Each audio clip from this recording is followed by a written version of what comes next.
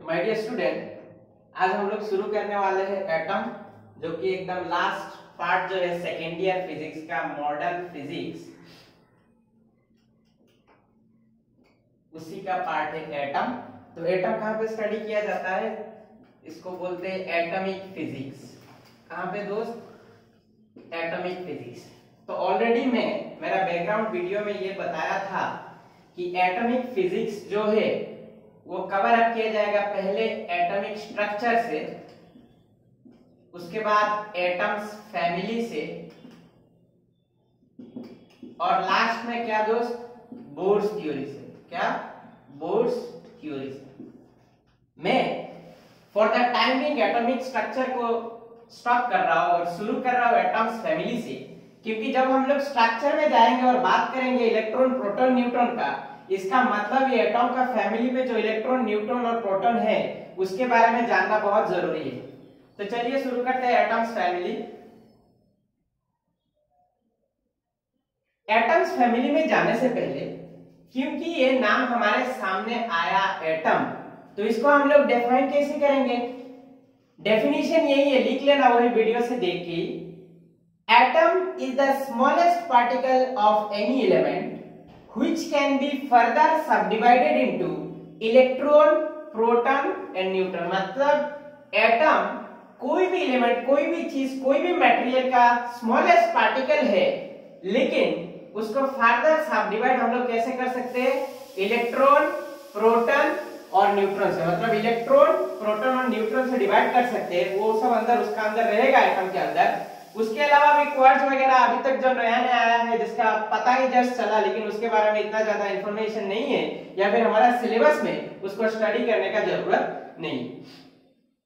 अभी atomic structure तो हम लोगों ने नहीं पढ़ा, लेकिन चलिए थोड़ा सा आइडिया ले लेते हैं ये कहां से आया। इन जनरल क्या होता है, इंडिया का जो साइंटिस्ट लोग है वो लोग जीनियस है लेकिन इंटेलिजेंट नहीं है। 1600 बीसी, मतलब क्राइस्ट का जन्म से पहले, इंडियन साइंटिस्ट का नेम था कनाड। उसने ये बोला था कि दुनिया का कोई भी जो चीज है वो एकदम छोटा छोटा, कुछ छोटा छोटा चीज से बना हुआ है, जिसका संस्कृत में नाम दिया था परमाणु। क्या नाम दिया था दोस्त? परमाणु। लेकिन वो टाइम बेचारा इसको हायर लेवल तक पहुंचा नहीं पाया। तो क्या हुआ, अभी हम लोग जानते हैं नहीं, ये एटम का आइडिया 1808 में जॉन डाल्टन ने दिया था। किसने दिया था दोस्त? जॉन डाल्टन ने 1808 में फर्स्ट आइडिया दिया था एटम का। उसके बाद बहुत सारा स्ट्रक्चरल डिस्कशन आएगा, क्या इसका शेप है, कैसे इसका स्ट्रक्चर है, कहां पे प्रोटॉन है, कहां पे न्यूट्रॉन है। अभी जो लेटेस्ट मॉडल चल रहा है ये भी हमारा सिलेबस में नहीं है, फिर भी मैं बता दे रहा हूं, उसको बोलते हैं सोमरफील्ड मॉडल। तो जॉन डाल्टन हो सकता है कनाड साइंटिस्ट, इंडिया का साइंटिस्ट से आइडिया लिया हो या किसी से भी आइडिया लिया हो। उसने ये सोचा था कि सन अगर सेंटर में, उसका साइड में प्लेनेट है, जो यूनिवर्स है सबसे बड़ा चीज है ना, तो जो जितना भी चीज ये सब चीज से बना हुआ है, तो वो भी कुछ छोटा छोटा चीज से बना हुआ होगा, है ना। तो उसने आइडिया दिया था कि atom is the smallest particle of any element. Idea दिया था, कुछ स्ट्रक्चर के बारे में नहीं बोला था। उसके बाद आएगा तुम लोगों का, जैसे कि पता है, ये थॉमसन एटॉमिक मॉडल में इन डिटेल्स डिस्कस करूंगा। एटॉमिक स्ट्रक्चर में थॉमसन एटॉमिक मॉडल था, और क्या था? रदरफोर्ड बोर्स थ्योरी भी था। अभी क्या आया है? एक latest model, Sommerfeld model. Sommerfeld ने कुछ नहीं किया, बाकी जितना मॉडल था वो सब मॉडल में ये बताया गया कि एटम स्फेरिकल शेप है।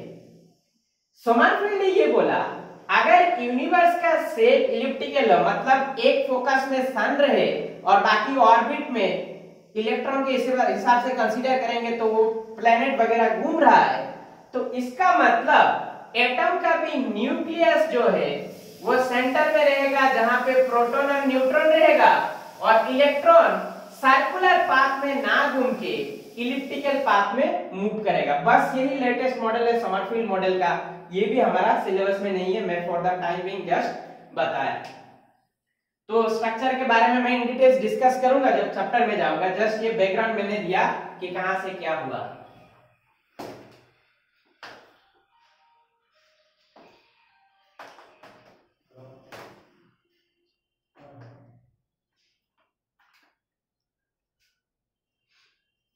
चलिए डिस्कशन का आगे बढ़ाते हैं। अभी मैं बोला था एटम्स फैमिली में कौन कौन रहते हैं दोस्त, इलेक्ट्रॉन, प्रोटॉन और न्यूट्रॉन। ये सब किसने डिस्कवर किया, इसका एक तरीका है। हम लोग जब छोटे थे तो हम लोग ईंट के ऊपर, मिट्टी के ऊपर नहीं, ईंट के ऊपर रहते थे और थोड़ा बहुत नाचते थे। चलो इसी से याद रख लेंगे, ईंट पर नाच। ईंट का ई होता है इलेक्ट्रॉन, टी होता है थॉमसन। मतलब किसने डिस्कस किया दोस्त, थॉमसन ने। पी आर मतलब प्रोटॉन, पी हो गया प्रोटॉन, आर हो गया आपका रदरफोर्ड। किसने डिस्कस किया, प्रोटॉन, रदरफोर्ड ने। नच का एन हो गया न्यूट्रॉन और सीएच हो गया आपका चैडविक। किसने डिस्कवर किया, चैडविक ने। अभी चलो इन डिटेल डिस्कशन शुरू करते हैं प्रोटॉन, इलेक्ट्रॉन या फिर न्यूट्रॉन का। इलेक्ट्रॉन का अगर बात करूं तो इलेक्ट्रॉन का पहले हमें जानना पड़ेगा इसका मास कितना है, इसका चार्ज कितना है। और अगर मास पता है, मान लिया जाए अभी हमें रेडियस भी पता है, तो मैं वॉल्यूम भी निकाल सकता हूं और डेंसिटी भी निकाल सकता हूं, हाँ या ना। हाँ, अगर मैं बोलूं इलेक्ट्रॉन का मास, तो इलेक्ट्रॉन का मास कितना होता है, सबको पता है 9.1 into 10 to the power minus 31 kg। कितना होता है, 9.1 into 10 to the power minus 31 kg। अगर मैं इलेक्ट्रॉन का चार्ज बोलूं तो इलेक्ट्रॉन का चार्ज क्या होता है दोस्त, माइनस होता है 1.6 into 10 to the power minus 19 coulomb. Minus 1.6 into 10 to the power minus 19 coulomb. Electron का रेडियस एक्सपेरिमेंटली देखा गया, मैं सीजीएस यूनिट में बता रहा हूं, 10 to the power minus 15 centimetre. अच्छा ये बताओ, अगर हमें इलेक्ट्रॉन का रेडियस पता है, इसका मतलब मैं वॉल्यूम निकाल सकता हूं। कैसे दोस्त, वॉल्यूम का फॉर्मूला भी हमें पता है 4/3 पाई आर क्यूब। और अगर मुझे मास पता है और वॉल्यूम पता हो गया, इसका मतलब मैं डेंसिटी भी निकाल सकता हूं। तो डेंसिटी और वॉल्यूम निकाल लेना कॉपी में। अभी जो बात आता है वो होता है कि एक मोल में कितना चार्ज रहेगा, जिसको बेसिकली फैराडे ने डिस्कवर किया था। एक मोल चार्ज या फिर एक मोल में इलेक्ट्रॉन जितना रहेगा उसका चार्ज कितना रहेगा, उसका चार्ज देखा गया 96500 कूलम, जिसको ही हम लोग बोलते हैं 1 फैराडे, जिसको ही हम लोग क्या बोलते हैं 1 फैराडे। बात करूं अगर प्रोटॉन का, वॉल्यूम और डेंसिटी निकाल लेना लेकिन कोई भी यूनिट में हो। बात करूं मैं अगर प्रोटॉन का, तो प्रोटॉन का मास होता है 1.6 into 10 to the power minus 27 kg। 1.6 into 10 to the power minus 27 kg। 1.6 into 10 to the power minus 27 kg। अगर मैं बात करूं उसका चार्ज का, तो चार्ज कितना होता है दोस्त, 1.6 10 to the power minus 19 coulomb. Same है, जस्ट क्या इलेक्ट्रॉन में नेगेटिव है और प्रोटॉन में क्या है पॉजिटिव है। प्रोटॉन में क्या है दोस्त, पॉजिटिव है। इसका वॉल्यूम मतलब प्रोटॉन का वॉल्यूम देखा गया 1.5 into 10 to the power 38 centimetre cube. देखना मैं थोड़ा मेंटेन करूंगा, इधर में वॉल्यूम और डेंसिटी नहीं बताया था, रेडियस बताया था और मैं बोला था वॉल्यूम और डेंसिटी निकालना। यहाँ पे मैं वॉल्यूम बता रहा हूँ 1.5 into 10 to the power 38 centimetre cube, और मैं ये बोल रहा हूँ कि यहाँ से तुम रेडियस निकाल लेना, और क्योंकि तुम्हें मास पता है तो तुम डेंसिटी भी निकाल लेना। क्योंकि तुम्हें मास पता है तो तुम डेंसिटी भी निकाल लेना। ये जो 1 मोल में अगर देखा जाए तो चार्ज ऑफ प्रोटॉन और चार्ज ऑफ इलेक्ट्रॉन तो सेम है, जस्ट प्लस माइनस साइन का मतलब नेचर का चेंज है। तो 1 मोल में जितना इलेक्ट्रॉन होता है 96500 कूलम, उसको ही हम लोग 1 फैराड बोल रहे हैं। वो इधर भी एप्लीकेबल है क्योंकि इलेक्ट्रॉन और प्रोटॉन का चार्ज सेम होता है, जस्ट नेचर चेंज है। तो ये दोनों हो गया, मतलब ये जो है 1 मोल में 1 मोल का इलेक्ट्रॉन में कितना होगा 1 फैराड 96500, और न्यूट्रॉन तो मैं आ रहा हूं, प्रोटॉन में भी क्या होगा सेम होगा। बात करूं अगर न्यूट्रॉन का, फॉर द टाइम बीइंग मैं ये बोल रहा हूं कि न्यूट्रॉन का मास होता है 1.6 into 10 to the power minus 27 kg। मैं जब न्यूक्लियर फिजिक्स में जाऊंगा तब मैं ये डिस्कस करूंगा, तब दिखाई देगा कि ये दोनों सेम नहीं है, थोड़ा बहुत चेंजेस है। मैं अगर बोलूं कि न्यूट्रॉन का चार्ज क्या होता है? तो तुम लोग बोलोगे बुलबुल, न्यूट्रन नाम ही यही सजेस्ट कर रहा है कि ये न्यूट्रल है, मतलब इसका चार्ज कितना होगा? 0। इतना इसका चार्ज 0, इसका चार्ज कितना होगा? 0। मैं अगर बोलूं न्यूट्रॉन का डेंसिटी कितना है, तो याद रखना 1.5 × 10⁻14 ग्राम पर सीसी। ग्राम पर सीसी मतलब पर सेंटीमीटर क्यूब वॉल्यूम में 1.5 × 10⁻14 ग्राम न्यूट्रॉन को हम लोग रख सकते हैं। मैं देखो पहले क्या बताया था? रेडियस बताया था, मैं बोला था वॉल्यूम और डेंसिटी निकालना। यहाँ पे सेकंड वाला केस में प्रोटॉन में मैंने वॉल्यूम बताया, मैं बोला रेडियस और डेंसिटी निकालना। यहाँ पे मैंने डेंसिटी बताया, तो मैं अभी बोल रहा हूँ क्योंकि तुम्हें मास पता है न्यूट्रॉन का, तो तुम वॉल्यूम निकालने के लिए डेंसिटी और मास से वॉल्यूम निकाल लेना, और अगर वॉल्यूम निकाल लोगे इसका मतलब क्या? तुम रेडियस भी न्यूट्रॉन का निकाल सकते हो। इतना तो कोई डाउट नहीं होना चाहिए, बहुत आसान, केमिस्ट्री में ऑलरेडी मिला है। अगर फिर भी कुछ डाटा देखना है तो रिवाइंड करके देख लेना। चलिए आगे बढ़ते हैं। अभी जो मैं डिस्कस करने वाला हूं, एक एटम में बहुत ज्यादा जरूरी है 2 चीज जानना। एक होता है एटजेड, जिसको हम लोग बोलते हैं एटॉमिक नंबर, और एक होता है ए, जिसको हम लोग बोलते हैं एटॉमिक मास। ये एटॉमिक नंबर क्या होता है? हम लोग इन जनरल अगर किसी को रिप्रेजेंट करेंगे तो ऐसे रिप्रेजेंट करते हैं, किसी किसी बुक में ऐसे भी रिप्रेजेंट किया गया, पर for the time in physics में हम लोग यही कन्वेंशन पकड़ेंगे कि जो पहले जो लोअर सफिक्स है उसको हम लोग एटॉमिक नंबर, और जो अपर प्रीफिक्स है बाद में जो आएगा उसको हम लोग बोलेंगे एटॉमिक मास। ये जो एटॉमिक नंबर होता है ये कुछ नहीं, ये होता है number of proton present in an atom, या फिर कभी कभी ये बोला जाता है number of electron but in case of neutral atom. अब ये क्या है मैं बता देता हूं। मान लिया जाए सोडियम, इसका क्या है 11 है, और इसका एटॉमिक मास में बोल रहा हूं 23 है। मतलब क्या है कि इसमें 11 प्रोटॉन होगा, लेकिन वही मैं अगर बोलूं Na+, तो इसका एटॉमिक नंबर चेंज होगा क्या? एटॉमिक नंबर चेंज नहीं होगा, तो 11 प्रोटॉन होगा, लेकिन क्योंकि प्लस हो गया तो इलेक्ट्रॉन क्या 11 होगा? नहीं होगा। कितना इलेक्ट्रॉन होगा? 10 इलेक्ट्रॉन होगा।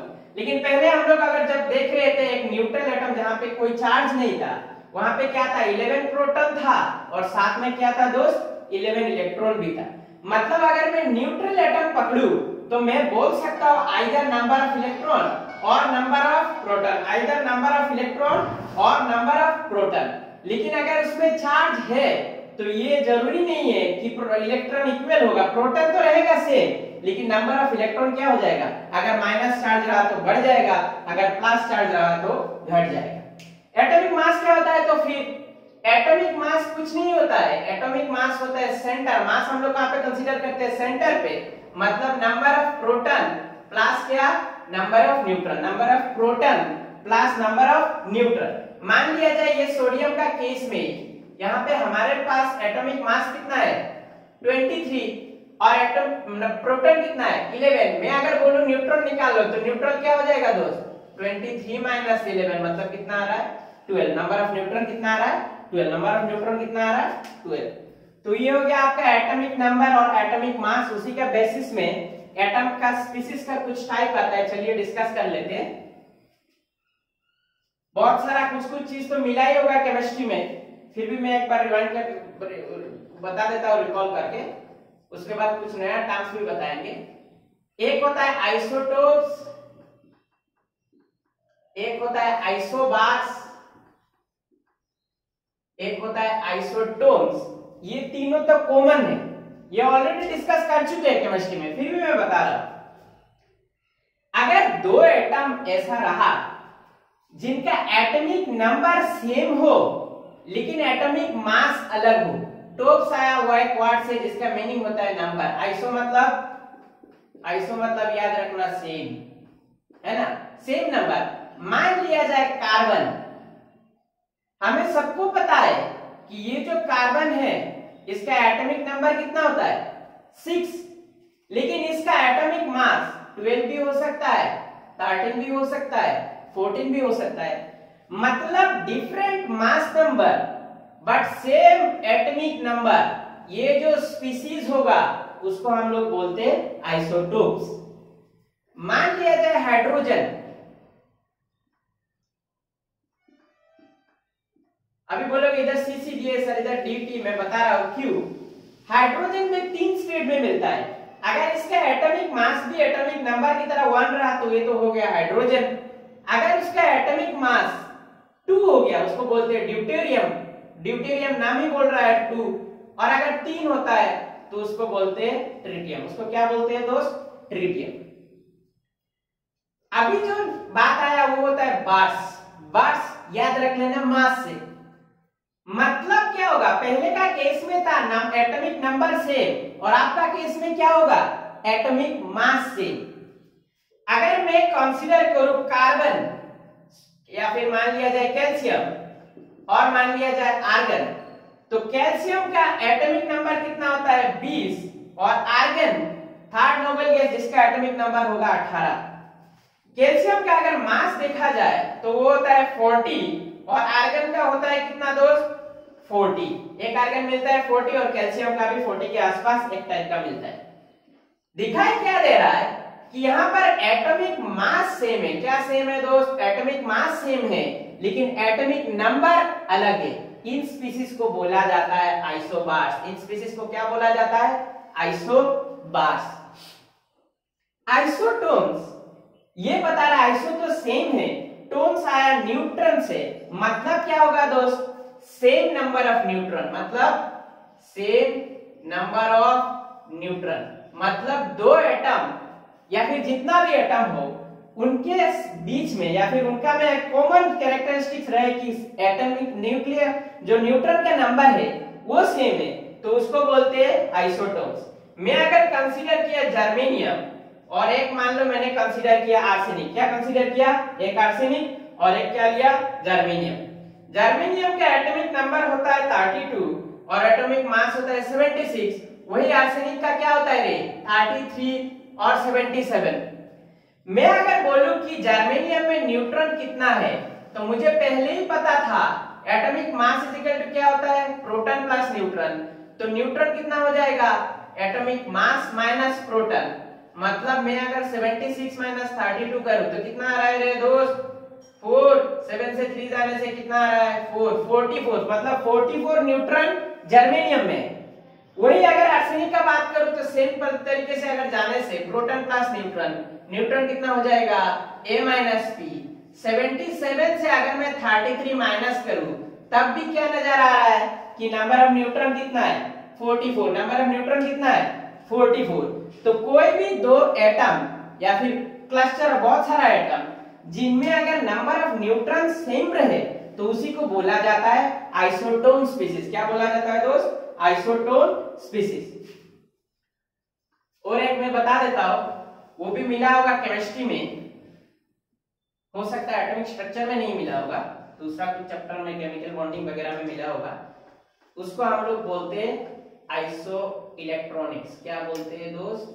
Iso electronics. तो नाम ही हमें ये बता रहा है आइसो सेम, इलेक्ट्रॉनिक्स मतलब इलेक्ट्रॉन का बात। मान लिया जाए एक है नियन, उसमें कितना इलेक्ट्रॉन है? सबको पता है 10 इलेक्ट्रॉन है ना?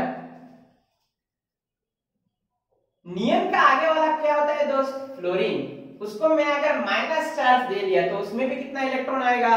10 इलेक्ट्रॉन। उसके आगे वाला क्या होता है रे? ऑक्सीजन। उसमें अगर 2 माइनस दिया तो उसमें भी कितना इलेक्ट्रॉन हो गया? 10 इलेक्ट्रॉन। उसके आगे वाला क्या होता है रे? नाइट्रोजन। उसमें अगर 3 माइनस दिया उसमें भी कितना इलेक्ट्रॉन हो गया? 10 इलेक्ट्रॉन। जरूरी है क्या सिर्फ एनायन होना पड़ेगा, मतलब माइनस चार्ज होना पड़ेगा? जरूरी नहीं है। आगे बढ़ो, मैं अगर लिया सोडियम तो उसमें भी कितना इलेक्ट्रॉन? 11 इलेक्ट्रॉन है क्या? बिल्कुल नहीं है, इसमें भी 10 इलेक्ट्रॉन है। क्या इलेक्ट्रॉन है रे? 10 इलेक्ट्रॉन है। अगर मैंने लिया मैग्नीशियम प्लस प्लस, 2 प्लस को हम लोग प्लस प्लस भी लिख सकते हैं, उसमें भी 10 इलेक्ट्रॉन। अगर मैंने लिया अल्युमिनियम, अल्युमिनियम कितना होता है? 13। अगर 3 प्लस कर दिया तो उसमें भी कितना इलेक्ट्रॉन आएगा रे? 10 इलेक्ट्रॉन। ये सब स्पीशीज को बोला जाता है आइसो इलेक्ट्रॉनिक स्पीशीज। ये सब स्पीशीज को क्या बोला जाता है दोस्त? Iso electronic species. और कुछ हो सकता है क्या आइसो इलेक्ट्रॉनिक्स? नहीं हो सकता है क्या? जरूर हो सकता है। मैं पहले लिख देता हूं मॉलिक्यूलर फॉर्म में, फिर मुझे बताना। मान लिया जाए एक हो गया मीथेन CH4, उसके बाद NH3, उसके बाद मान लिया जाए H2। मुझे बताओ ये आइसो इलेक्ट्रॉनिक्स हो सकता है क्या? ये तो इंडिविजुअली भी आइसो इलेक्ट्रॉनिक्स हो सकता है और इनके साथ भी आइसो इलेक्ट्रॉनिक्स हो सकता है। कैसे रे?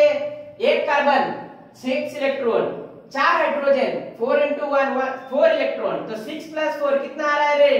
10 इलेक्ट्रॉन। एक नाइट्रोजन 7 इलेक्ट्रॉन, 3 हाइड्रोजन, एक हाइड्रोजन में 1 इलेक्ट्रॉन, तो 3 हाइड्रोजन में 3 इलेक्ट्रॉन, तो कितना हो गया? 7 और 3 10। एक हाइड्रोजन 1 इलेक्ट्रॉन, 2 हाइड्रोजन 2 इलेक्ट्रॉन और साथ में एक ऑक्सीजन 8 इलेक्ट्रॉन, कितना हो गया रे? 10 इलेक्ट्रॉन। तो ये सब हो गया आइसो इलेक्ट्रॉनिक स्पीशीज। क्या हो गया? आइसो इलेक्ट्रॉनिक स्पीशीज, जहां पर कोई भी मॉलिक्यूल हो, एटम हो, चार्ज हो, किसी भी चीज के लिए आइसो इलेक्ट्रॉनिक्स वैलिड है। अगर इलेक्ट्रॉन का नंबर सेम है तो इसको हम लोग बोलते हैं आइसो इलेक्ट्रॉनिक्स। अभी दो नया टर्म मैं बताऊंगा जो केमिस्ट्री में अगर खुद से पढ़े हो तो मिल जाएगा, नहीं तो इन जनरल बताया नहीं जाता है। फिजिक्स में इसका काम थोड़ा बहुत है। पहले मैं एक टर्म लिख रहा हूं जिसको बोलते हैं आइसोस्टीयर्स, और बाद में और एक टर्म लिख रहा हूं जिसको बोलते हैं आइसोडायफेरस। क्या बोलते हैं दोस्त? आइसोडायफेरस।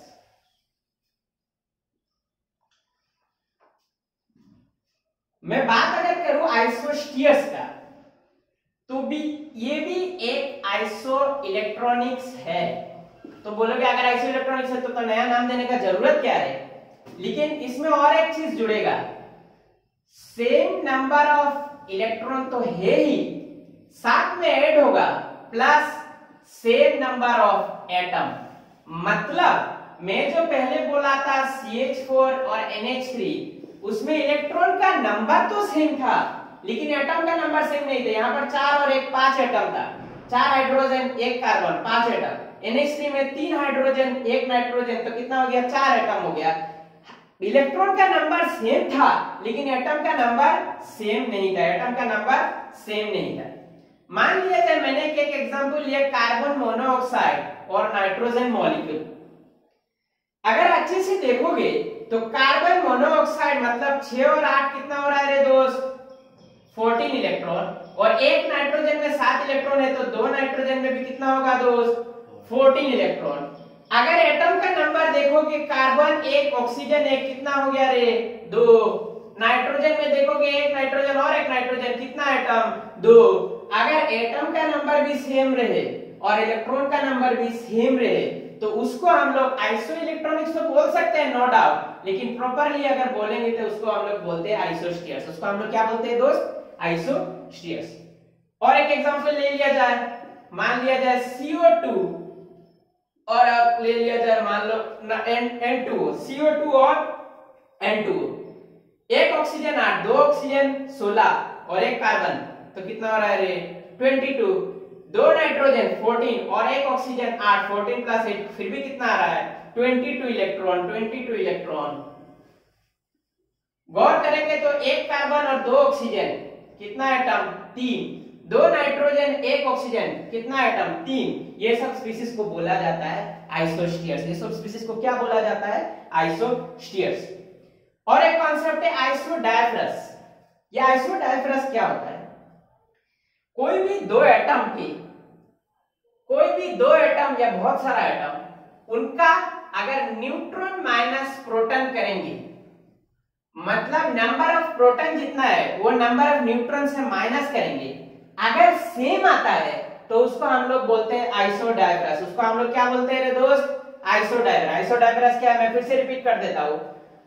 जितना सारा एटम है इसमें से जो एटम का न्यूट्रॉन माइनस प्रोटॉन, ये जो वैल्यू है मतलब नंबर ऑफ न्यूट्रॉन से हम लोग नंबर ऑफ प्रोटॉन को माइनस करेंगे, अगर देखा जाता है कि सेम आ रहा है तो उसको हम लोग बोलते हैं आइसोडायफेरस। उसको हम लोग क्या बोलते हैं? आइसोडायफेरस। बोलने से तो नहीं होगा, एग्जांपल देना पड़ेगा। चलो एक एग्जांपल ले लेते हैं। मान लिया जाए यूरेनियम और एक एग्जांपल है थोरियम। अभी तो वो सब याद नहीं है, बहुत दूर का बात है। यूरेनियम का एटॉमिक नंबर कितना होता है? 92। और उसका एटॉमिक मास कितना होता है? 238। थोरियम का क्या होता है एटॉमिक नंबर? 90 और उसका एटॉमिक मास कितना होता है? 234। एटॉमिक नंबर 92 है, मतलब यहाँ पर प्रोटॉन कितना है 92। एटॉमिक नंबर थोरियम में 90 है, मतलब प्रोटॉन कितना है 90। एटॉमिक मास ये 238 है और ये 234 है। मैं अगर बोलूं तो नंबर ऑफ प्रोटॉन निकालो, तो नंबर ऑफ प्रोटॉन क्या हो जाता है रे? Atomic mass minus number of proton, atomic mass minus number of proton. Atomic mass कितना था 238 माइनस 92, तो कितना आ रहा है रे 6, कितना आ रहा है रे 13 से 4 4 146, 234 माइनस 90 क्या आ रहा है रे 144। तो क्या सेम आया? मैं बोलूंगा नंबर ऑफ न्यूट्रॉन सेम नहीं आया तो क्या हुआ? आइसोडायफेरस हमें क्या देता है? आइसोडायफेरस हमें ये बताता है कि difference of number of neutron and number of proton should be same. तो चलो देख लेते हैं, मैं ये रब कर देता हूं फॉर द टाइमिंग। यहाँ पर मैं क्या लिया था यूरेनियम, वहां पर क्या लिया था थोरियम।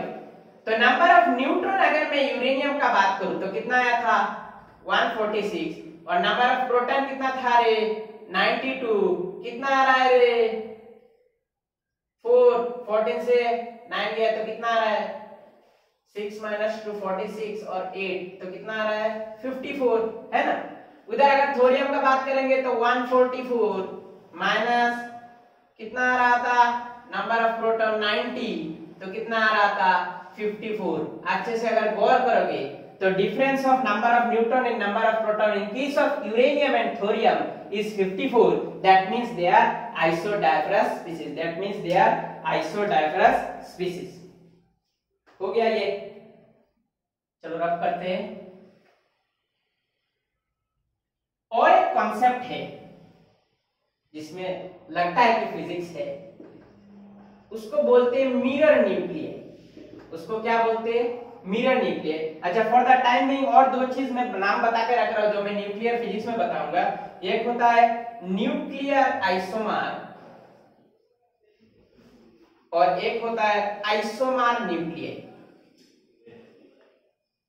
ये प्योरली न्यूक्लियर फिजिक्स का बात है। ये दोनों टर्म भी लगता है इससे रिलेट किया जा सकता है, लेकिन ये दोनों प्योरली क्या है न्यूक्लियर फिजिक्स का बात है। मैं जब न्यूक्लियर फिजिक्स में जाऊंगा तब डिस्कस करूंगा उधर half life, energy higher lower, ये सबसे डिस्कस करूंगा मैं न्यूक्लियर आइसोमर और आइसोमर न्यूक्लियर। अगर मिरर न्यूक्लियर का बात किया जाए, मान लो एक है बेरिलियम, उसका एटॉमिक नंबर कितना है 4, उसका एटॉमिक मास कितना है 7। अगर मैं बोलूं कि इसमें न्यूट्रॉन कितना है तो कोई भी आसानी से बोल देगा कि इसमें न्यूट्रॉन क्या है दोस्त 3 है।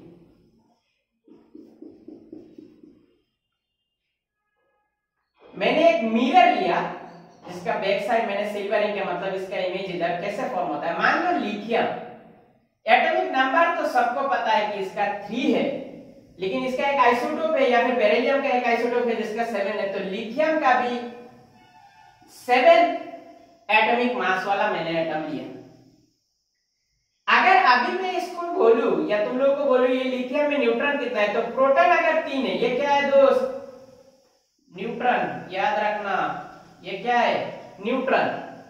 4 बेरिलियम का फिर से देख लो 4 एटॉमिक नंबर 7 एटॉमिक मास, तो न्यूट्रॉन कितना हो जाएगा रे 7 माइनस 4 3।